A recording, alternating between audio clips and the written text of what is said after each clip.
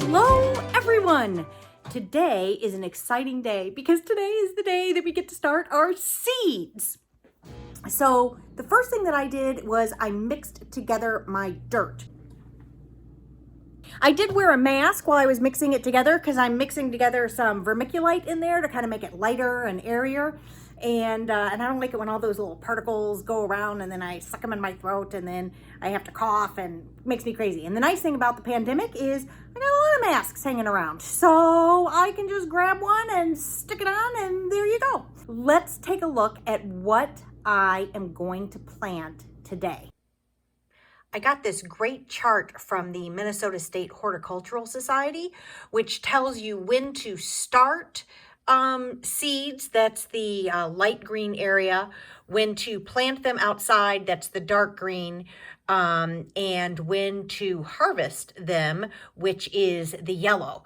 So I used to try to keep index cards on all these different vegetables, but that was unwieldy. And then I came across this. They were giving them away for free, and I snagged one. And so I'm going to be planting a bunch of these items. So I'm going to be growing in these little plastic containers. That's where I'm going to start my seeds. Some of my seeds, like beets, for instance, will be able to go outside pretty soon. So I'm not going to have to transplant them again.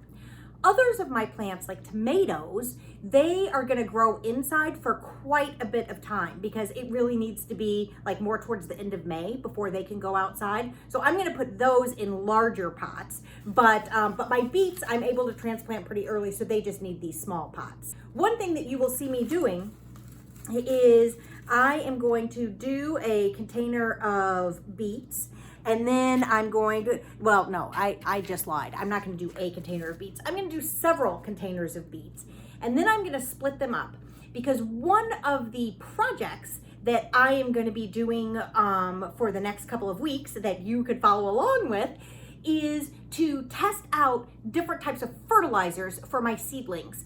I've always wondered, like, really, is one fertilizer better than the other? Is fertilizing seedlings even worth it? Should I just wait till they're plants?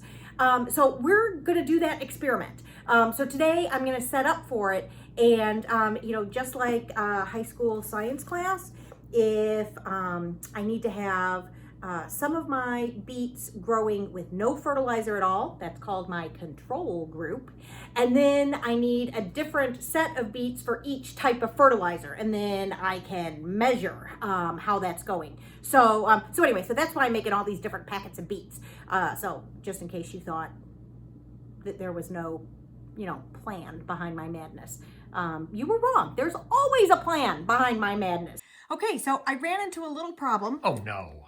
Not a problem. I did.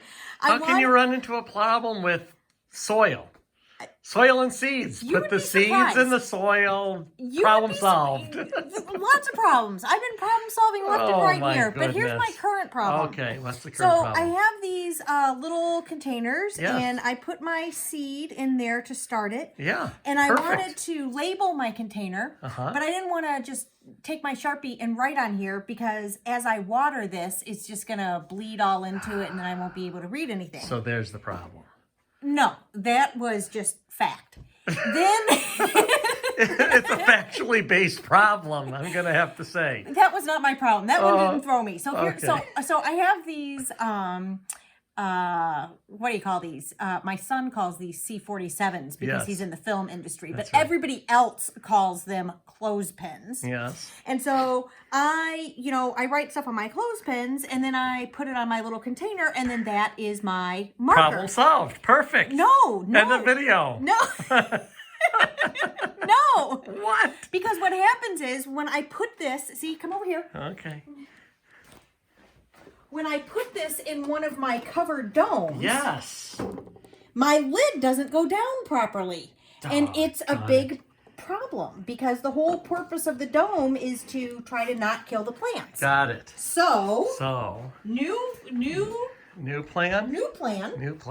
So no C-47. I whip out an index card and I cut it into little pieces like you see here. Okay. And I write the name of my plant on here. This is a orange banana paste tomato, which by the way, I'm super excited about. Okay. And then here is the problem solving, just amazing wonder. Yes. I take the packing tape. And I make a janky lamination. Yes. See that? Yes. So now I can just stick it in my little thing here. Yep. And when I water it, it does not ruin the sign that I have made for my little plant. All right, another viewer poll question. How many people think that that's going to actually be waterproof and not get soggy? Stop! Put it in the comments and we'll see.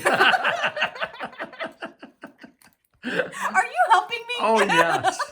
I am. See, this is what happens when you make me video on a Friday evening after a long day of work. We will check back in a week or so, and we'll see how these babies are holding up. All right. I have every confidence that they are going to be fantastic. All right.